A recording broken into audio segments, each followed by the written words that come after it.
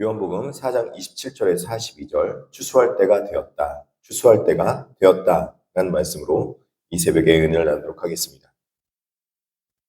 오늘 우리는 사마리아 우물가에서 벌어진 놀라운 반전의 현장을 목격할 수 있습니다. 본문 27절에 보면은 제자들은 예수님께서 사마리아 여자와 말씀하시는 것을 보고 이상히 여겼습니다. 그러나 아무도 묻지 않습니다. 이들의 침묵은 주님의 뜻을 헤아리는 깊은 공감의 침묵이 아닙니다.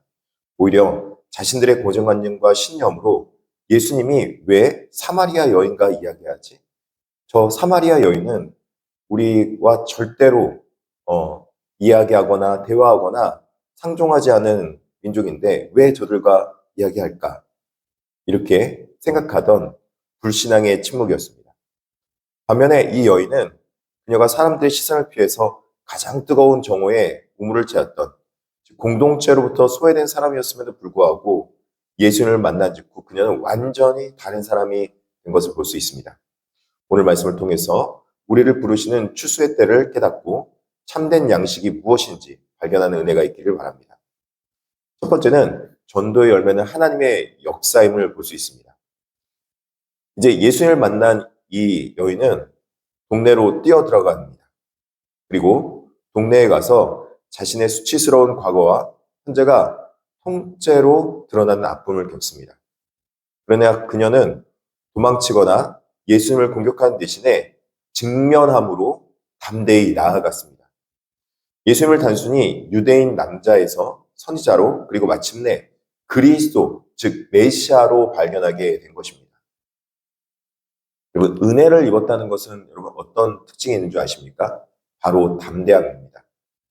신앙 가운데서 예수 그리스도를 만났기 때문에 내가 어떠한 일에 도전하고 또 그리고 어떠한 일을 직면하게 한다는 것입니다. 와서 보라, 이는 그리스도가 아니냐? 만약에 하나님께서 역사하지 않으셨다면 마을 사람들이 평소 무시하던 이 여인이 그 말에 귀를 기울였겠습니까? 그들이 동네에 와서 예수님께로 나온 것은 전적으로 그들의 마음을 여셨기 때문이고 또 이 여인은 담대하게 하나님의 역사로 이 마을 사람들에게 자신의 있는 처지와 상황을 뛰어넘어서 지금 마을 사람들에게 복음을 전한 것이죠. 사랑하는 성도 여러분, 신앙은 우리가 가만히 있고 무엇인가 아무것도 안 한다고 해서 이루어지거나 성취되는 것이 절대 아닙니다. 신앙은 어느 때에 있어서는 모험입니다. 신앙은 어느 때에 있어서는 도전입니다. 결단이고 또 행함으로 내가 믿음을 증명해내는 것입니다. 전도는 우리의 화려한 언변이나 논리적 설득으로 이루어지는 것이 절대 아닙니다. 내가 하나님 앞에 신앙을 보이면은 하나님께서 그 가운데 역사하게 되는 것을 보여주고 있는 것입니다. 우리 인생 가운데서 가장 중요한 것은 신앙의 도전을 하고 믿음의 발걸음을 내딛고 있는가? 믿음의 걸음으로 내가 나아가고 있는가? 믿음의 걸음으로 나아갈 때 바로 그때 하나님께서 일하기 시작하고 역사하기 시작하는 것입니다. 예수님의 양식, 우리의 양식을 볼 수 있습니다. 제자들이 먹을 것을 구해와 예수님께 권할 때 주님은 뜻밖의 말씀을 하십니다. 내게는 너희가 알지 못하는 먹을 양식이 있느니라 이렇게 말씀하십니다. 제자들은 육신의 떡을 생각했지만 예수님은 영혼의 구원을 말씀하셨습니다. 예수님의 배부름을 잃어버린 한 영혼이 생명의 길로 돌아오는 기쁨이었습니다. 사마리아 여인이 복음을 전하려고 달려간 그 순간 예수님은 이미 영적인 양식에 충만해 있으셨습니다. 하나님을 만족하게 하는 것이 무엇일까? 하나님이 정말 기쁨으로 충만해 하신 것이 무엇일까? 이것이 바로 예수님께서 드시는 양식이라고 오늘 본문은 말씀하고 있고 이 양식으로 예수님은 이미 배불렀다 말씀하고 있는 것입니다. 주님이 오늘 본문에 이렇게 말씀하시는 것이죠. 나의 양식은 나를 보내신 이의 뜻을 행하며 그의 일을 온전히 이루는 이것이니라. 사랑하는 성도 여러분, 무엇이 오늘 우리를 살아가게 하고 무엇이 오늘 우리를 만족하게 합니까? 무엇이 우리의 배를 불리며 무엇이 우리의 충만을 이끌어냅니까? 돈이나 세상의 안정이 우리의 만족감이나 우리의 충만함이 되어서는 안 됩니다.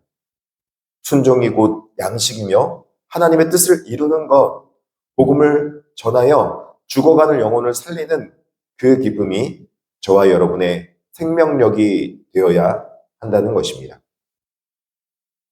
말씀과의 만남이 땅을 변화시킨 걸 볼 수 있습니다. 여인이 증언을 듣고 많은 사마리아인이 예수를 믿게 되었습니다. 하지만 그들은 거기에 머물지 않았습니다. 예수님을 청하여서 이틀을 함께 유하면서 직접 말씀을 들은 것이죠. 그리고 고백합니다. 이제 우리가 믿는 것은 내 말로 인함이 아니니 이는 우리가 친히 듣고 그가 참으로 세상의 구주인 줄 알미라, 이렇게 말합니다.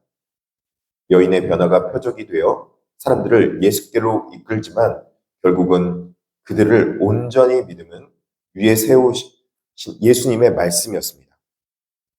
제자들의 편견과 침묵이 사마리아를 소외의 땅으로 남겨두려 했을 때 여인의 작은 순종과 예수님의 말씀으로 그들이 예수 그리스도를 믿고 그 땅은 믿는 자들이 사는 땅, 약속의 땅, 구원의 땅, 빛의 땅이 되었던 것입니다.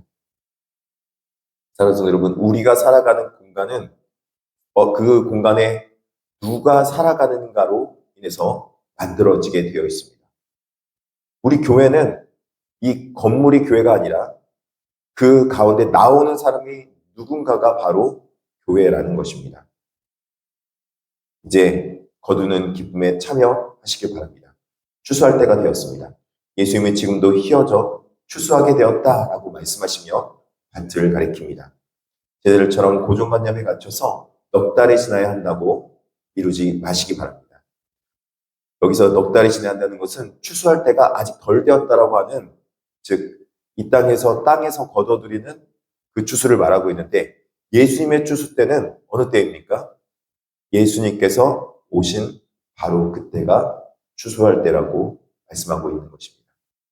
오늘 우리에게 필요한 것은 물동이를 버려두고 세상 속으로 뛰어드는 용기, 하나님의 뜻을 향해 행하는 것을 최고의 양식으로 삼는 결단입니다. 우리의 작은 수종이 하나님의 큰 수확으로 이어지게 될 것입니다. 이 거룩한 추수의 기쁨에 동참하는 저와 여러분 되기를 진심으로 축복합니다. 기도하겠습니다. 자비하시고 내려오신 하나님 아버지, 주님, 이 땅 가운데서 하나님의 역사와 하나님의 일들을 원하고 바라지만 많은 사람들이 하나님의 일과 하나님의 역사를 위해서 결단하며 도전하며 나아가려 하지 않을 때가 많이 있습니다.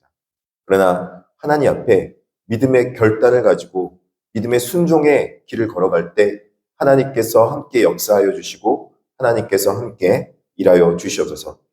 특별하게 하나님께서 우리와 함께 하실 때 하나님께서 말씀하신 그 말씀으로 우리 삶 가운데 놀라운 역사와 기적의 은혜를 베풀어 주시옵소서. 오늘 우리가 살아가는 공간이 약속의 땅, 하나님의 믿음의 땅이 되어가기 기도합니다. 그러기 위해서는 우리가 믿음의 자녀로 성장하며 믿음의 자녀로 살아낼 수 있도록